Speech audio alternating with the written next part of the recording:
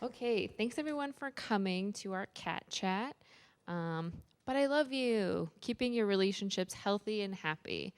So we're gonna talk to you about how to keep your relationships healthy and happy, and when to know if things are going to an unhealthy or abusive place. Oh, I'm Rochelle Dadian. I'm an intern at Counseling Services. And my name is Clara Valadares Kent, and I am the Assistant Director at the Center for Advocacy, Response, and Education, or the CARE Office on campus. So, some communication styles. There are a few here, as you can see.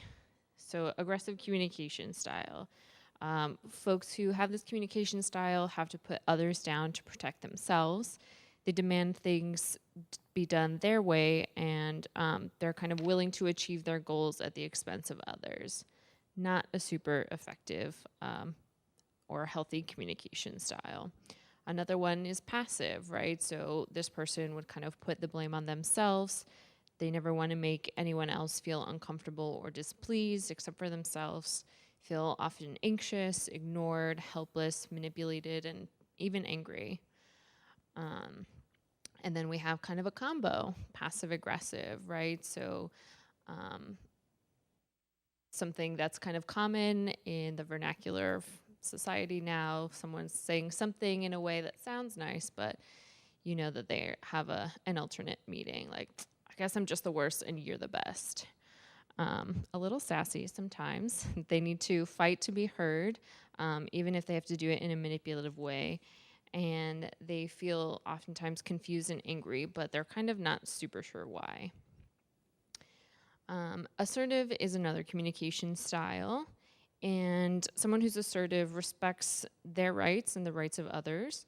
They have a responsibility to protect their rights, and they respect other people, but not necessarily other folks' behavior. So they might say something like, I don't like this behavior, insert whatever behavior here, because it makes me feel sad or it hurts my feelings or whatever it is. So a little bit more able to kind of pick out certain things and not put it on the person, but leave it to the behavior that they're having a problem with.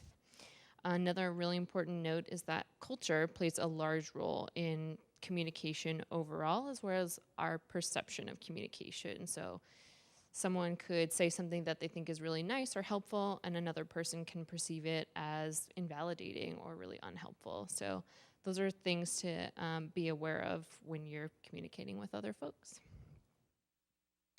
Some other communication styles, a pursuer and a withdrawer. So someone who is a pursuer has like a really big urge or need to deal with situations as they come up in the moment. So if if you have an argument or disagreement with a friend or a partner and they like need to talk about it right then and there and sort it out, that's what kind of pursuers do. They feel uncomfortable if they don't have things resolved in kind of in the moment or after the situation arises. Someone who's a withdrawer needs a little bit more time to kind of cool off from the situation. They prefer to like take a break, take a step back, and come back to it later from a more calm space. Both styles are okay, and it's really helpful to know, like, if you're talking with someone else or having a situation with someone else, what's their style and how can you kind of meet in the middle if you're maybe a pursuer and they're a withdrawer? Like, can we take a 10-minute break and then come back? Is that enough time for you? And are you okay with that too? And is that going to be able to get things resolved in a timely manner that feels comfortable for you? Healthy and nonviolent communication. So one big thing is stating an observation. So observe what's happening in this situation and what's affecting you. Next is feeling. How do you feel when you observe this action? What comes up for you? Needs. State what needs are connected to the feelings that you're having in the situation. And then request a specific action, so a concrete action. So a little how-to on how to use that. So when blank, state what actions you've observed. I feel and then state the feeling in relation to those actions. Because talk about what need the has created the feeling, and then how you would like it to change. So I would like it if blank action occurred. So does anyone have like a topic or a common thing that folks maybe get into arguments about with friends or partners or family members that we can kind of use this to adjust how you might respond? Throw anything out there.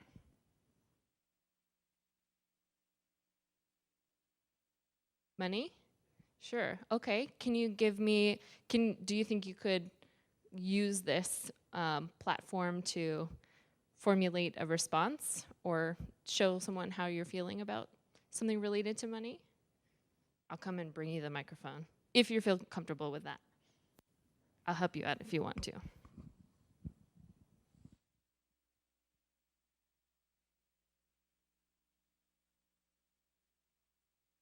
No? No. Nothing's coming up for you? Yeah. Okay. Anyone else have any? Okay. Sure. Like maybe if they go on a date and then the guy is really cheap and doesn't pay for the girl or something like that all the time, Sure. even on her birthday. Yeah. Okay. So how would you use this communication style?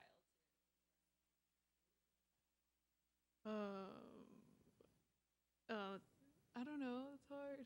Okay, so does anyone want to give it a try or? Pay for dinner. I feel rejected because we're on a date, and I would like it if you paid. That's a good one. How do you think someone would respond to that if you said that? Think it might be more positive than if you said like, "You never pay for anything. What's wrong with you?" Yeah, might open up more of a dialogue.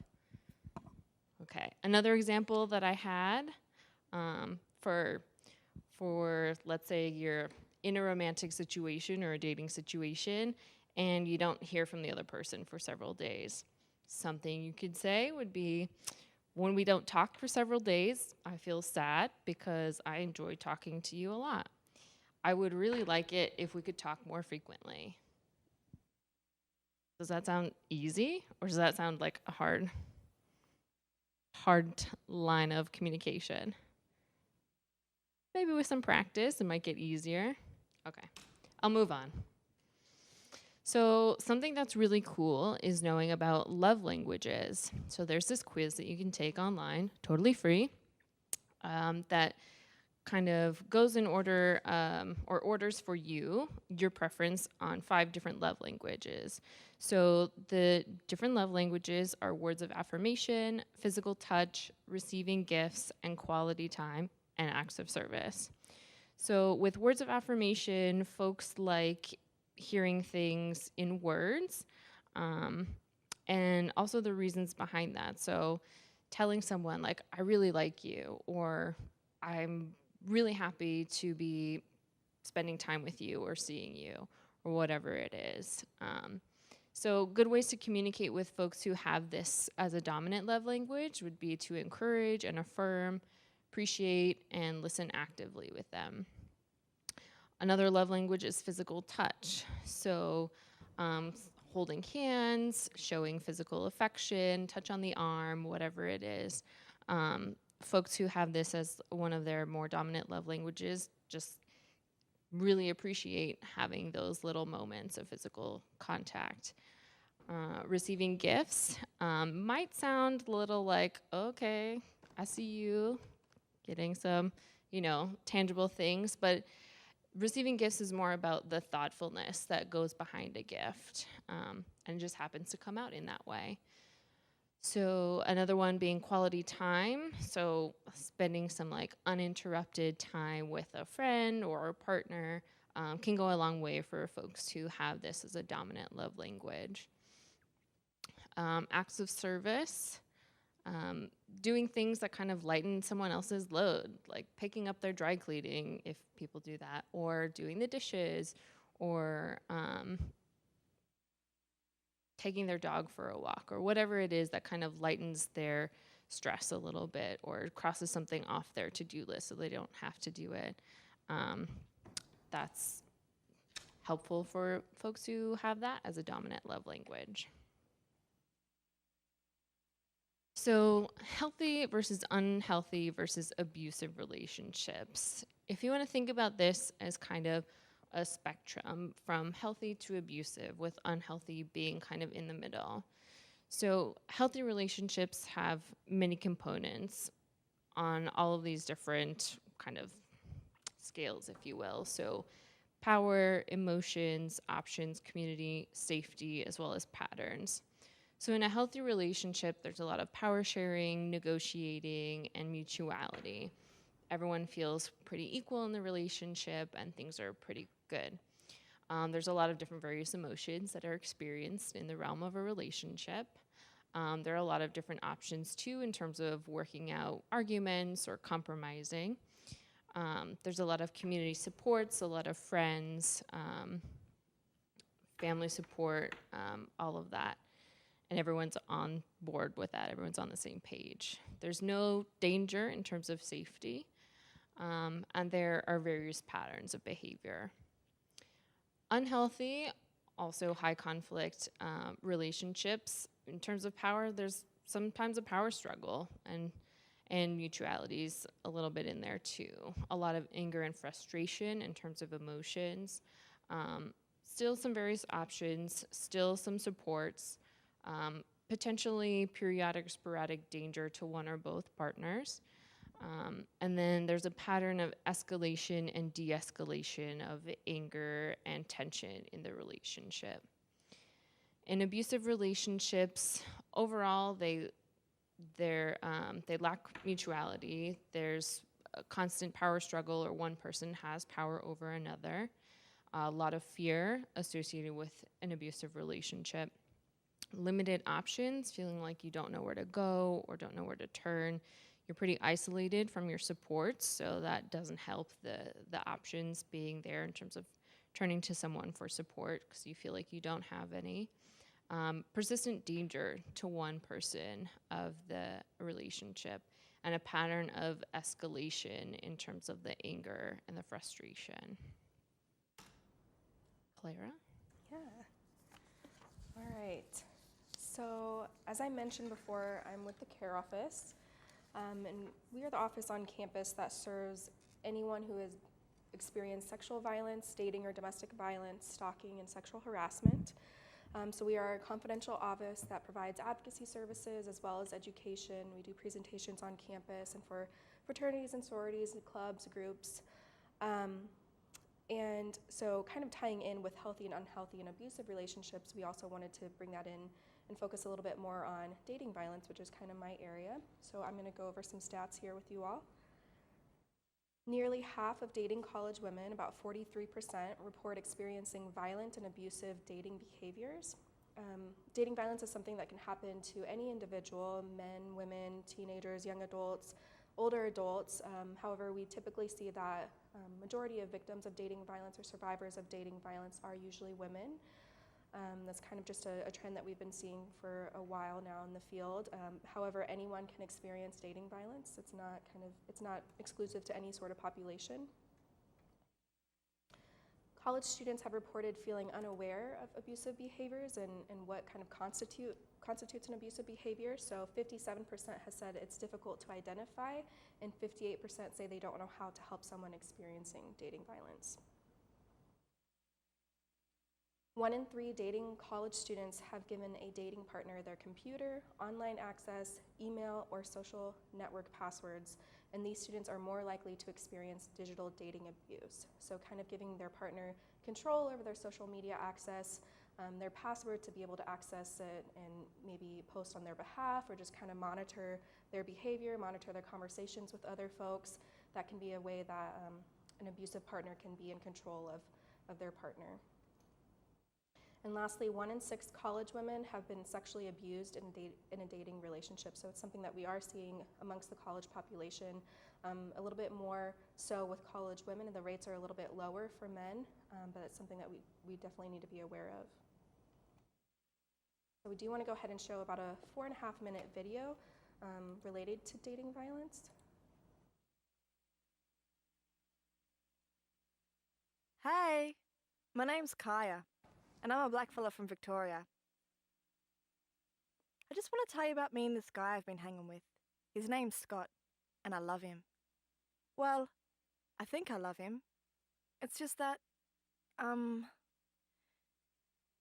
of gone a bit weird lately. So, I first met him when I was playing netball, right? We were at the Netball and Football Carnival, which was in town last October.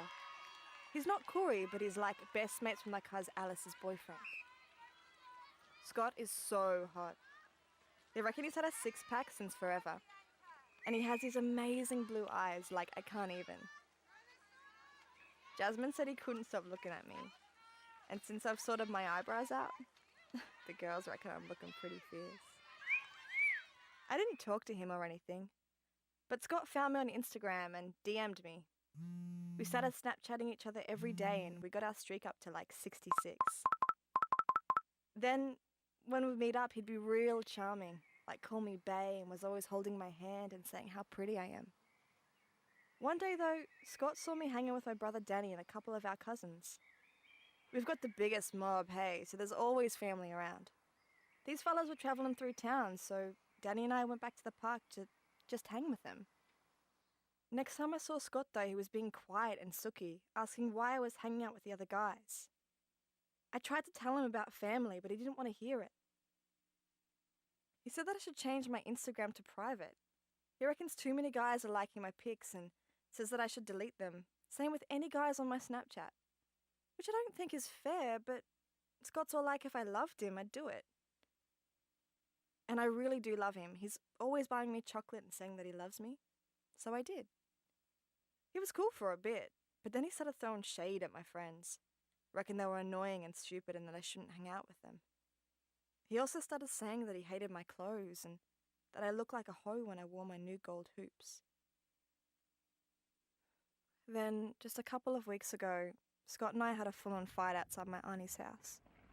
It started because Scott reckoned my mum and dad were hopeless because they were always getting me to look after my little brothers. I told him I liked doing it, but he just kept on at me, saying I wasn't spending enough time with him. Jasmine was across the road and she saw us fighting. I was so ashamed that I didn't even reply when she sent me a text asking if I was okay. Jazz is my BFF, but I just don't want to talk about it.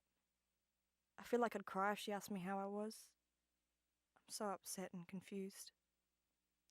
I just don't know what to think or do right now.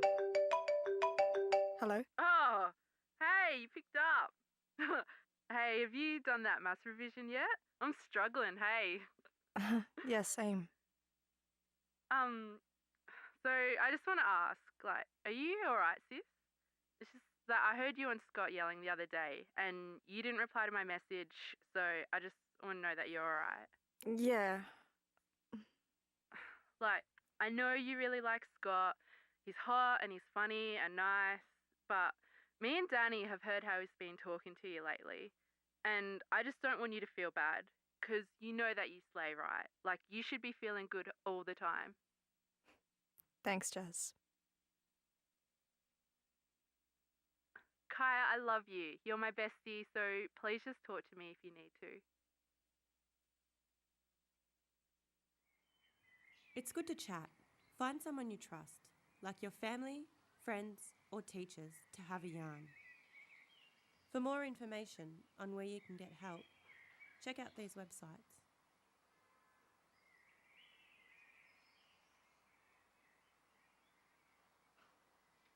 A healthy relationship means you won't have to sacrifice your family, friends, culture, or dignity.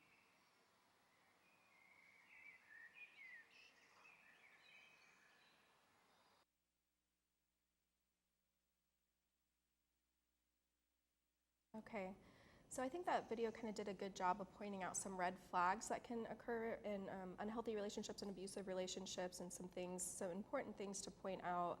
And we saw a little bit of the jealousy and possessiveness in that video when Scott was, seeing her with her family, and he was kind of saying like, "Hey, who are those guys?" We saw some of the isolating from friends and family, so she kind of got to that point where she didn't even feel comfortable talking to her best friend anymore. Monitoring your whereabouts, activities, and or spending is also a common red flag.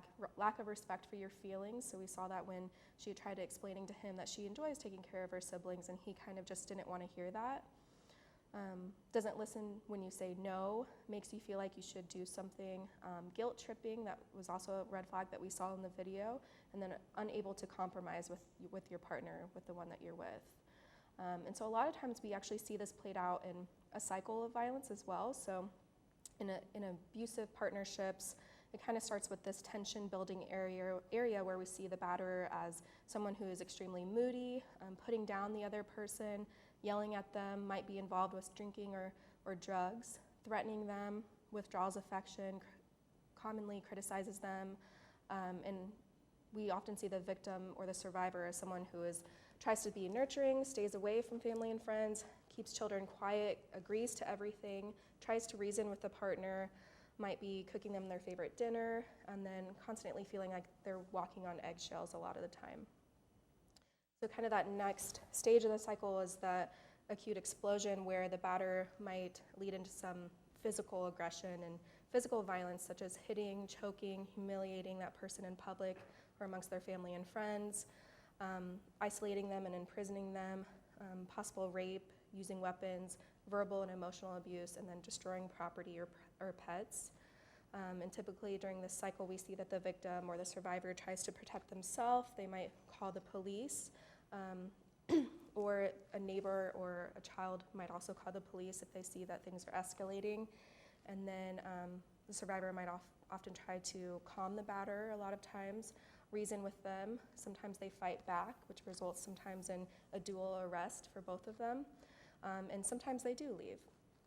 And there's kind of a lot of criticism when folks tend to stay in relationships, but there's actually a lot of different factors that come into play with that. The last part of that is the honeymoon stage, where the batterer might come back and say, I'm really sorry, begging for forgiveness constantly.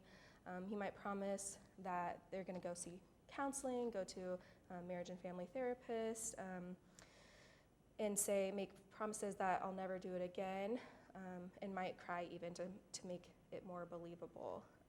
And oftentimes we see that the victim or survivor might agree to stay, return or take back the batterer, might withdraw from any legal proceedings or withdraw protection orders if those were in place, set up counseling, and then there's kind of that feeling of happiness and hopefulness, and then we kind of start from there again and see the cycle continue on.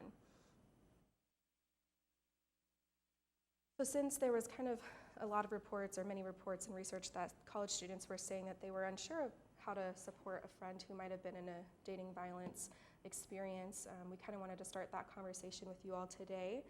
A good place to start would be saying things that are encouraging for that survivor. So saying, it is not your fault, I'm here to listen, I'm sorry that you are experiencing this, and you don't deserve this.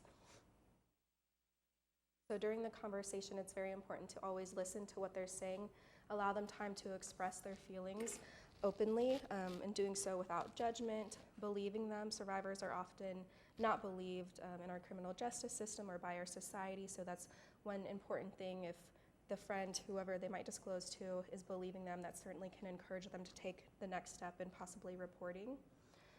Validating their feelings, assuring them, and kind of making sure that they know that they're not alone in their situation. Some important things to stay away from saying is, when are you ever going to get over this? Why don't you just leave your partner? And it's important to not blame or judge your friend, as that's something that survivors often go through as they're experiencing dating violence. So throughout that process, what can we do in the support so avoid treating your friend like they're helpless. Recognize that healing takes time, and respect your friend's pace and be patient with them. Accept your friend's decision, even if it might not be what you think your decision might be under the circumstances.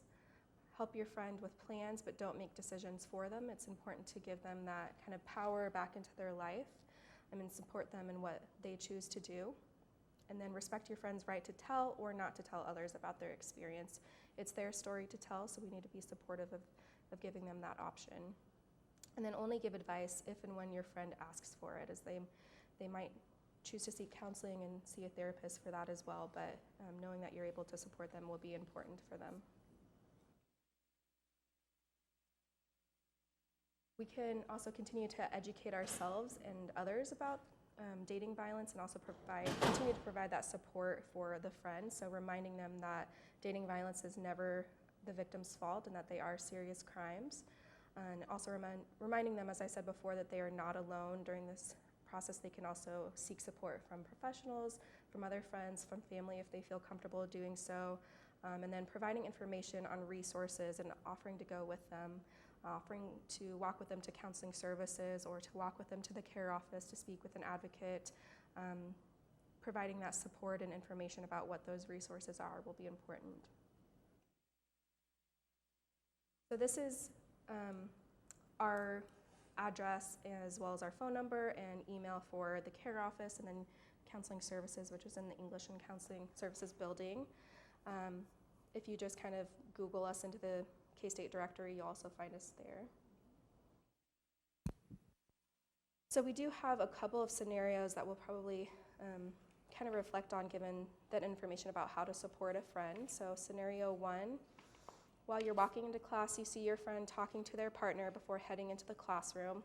You watch the conversation from the corner of your eye and notice that your friend is being talked down to and looks somewhat frightened. Over the next 2 weeks, you notice that your friend has become more quiet and withdrawn. One day, you notice that they have some bruising on their wrists. How do you respond? Does anyone have any initial reactions or thoughts to that?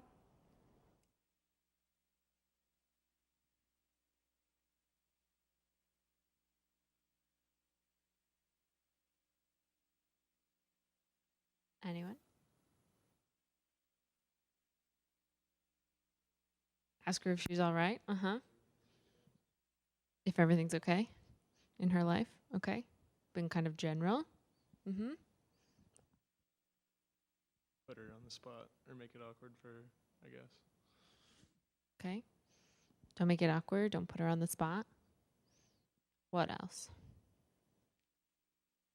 Maybe kind of going along with that, making sure that if and when you decide to approach her, it's a kind of a quiet environment, it's a private place that you can talk to her where others might not overhear you in your conversations. Anyone else?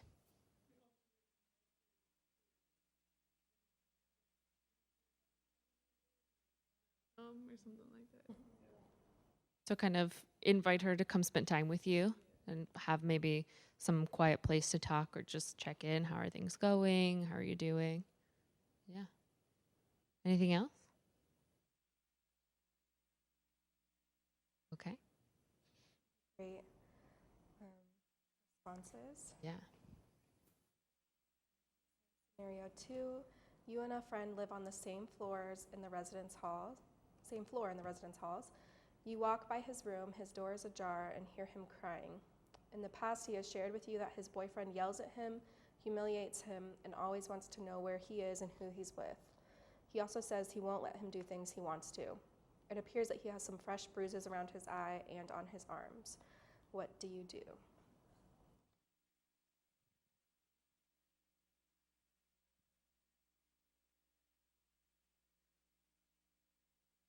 What's the problematic behavior that's shown in this?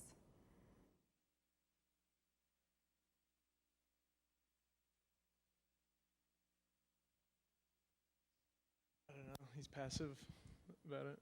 He's not telling anybody. He's just. He seems passive. Yeah. Yeah. I don't know. Else?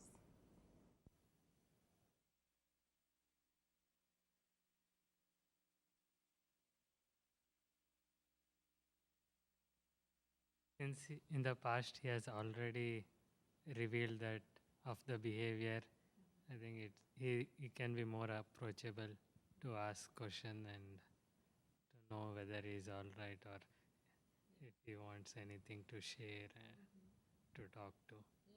So maybe kind of opens the door to being more direct with him about like, are you safe? You know, what's going on with your partner? Yeah. Thank you. Would anyone be hesitant to go in and talk to him at all?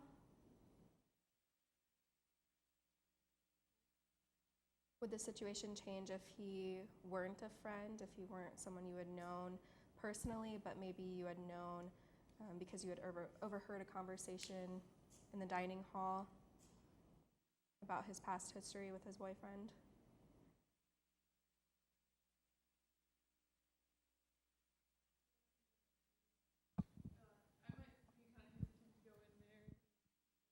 I think, like, if I didn't know him, I definitely think I might be kind of hesitant. Yeah, there's kind of that barrier of not knowing, you know, if you're not really a good friend, if they're just kind of a stranger, but you kind of have a sense of what's going on.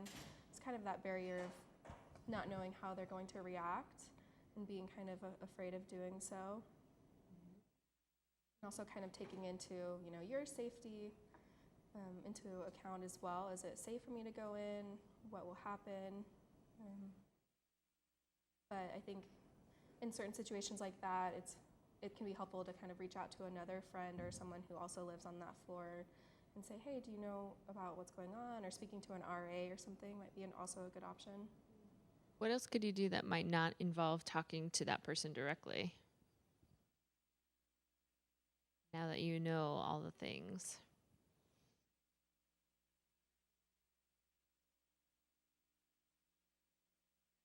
Maybe like dropping in a flyer for care or counseling services. Just, you know, shove it under the door. Just giving them kind of options and resources. Also a student of concern link on the Student Life webpage where you can go and anonymously submit some information about someone that you might be concerned about, and a student life professional will reach out to them and kind of check in with them. That's another option. That might be helpful if you've maybe tried to ask your friend and they're not being what you feel is like very honest or very open with you about it. Kind of just letting someone else know that you're concerned about that person. Yeah. And they won't know it's you. Well, that is all I had for scenarios in our references. So, Anyone have any questions?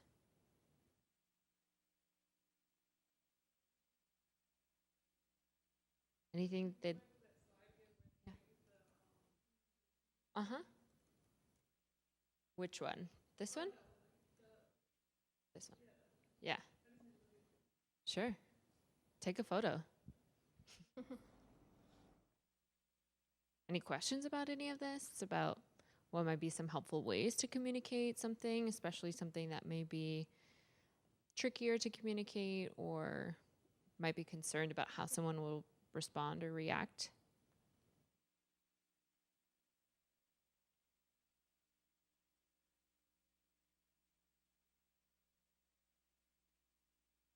Do people usually talk like this to their friends and family? Do you guys say stuff like this? Like, when this happens, I feel this. And because of that, I would like this to happen. Do people talk like that in every day? No. Do you think you could, like, use this once or twice and it would be okay? Mm-hmm. Yeah. I found it to be super helpful. And people tend to respond pretty differently than they normally do when you talk to them using this kind of pattern. Can also keep a lot of miscommunication from happening.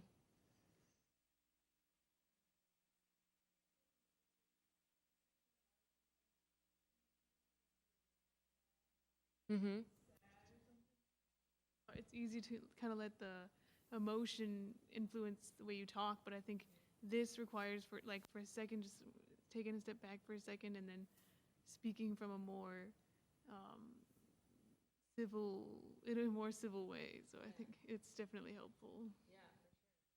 And I like to think about the difference between reacting and responding, right? Reacting is like that emotion that we're just putting out there. It's like, oh, I'm so mad. But responding is kind of using this to saying, I'm feeling upset right now because X, Y, Z, right? People generally respond really different when you say, this is how I'm feeling, than just putting the feeling out there, right? Like, well, I'm so mad at you. Yeah. Anything else about this or anything else that we've presented today? Other questions?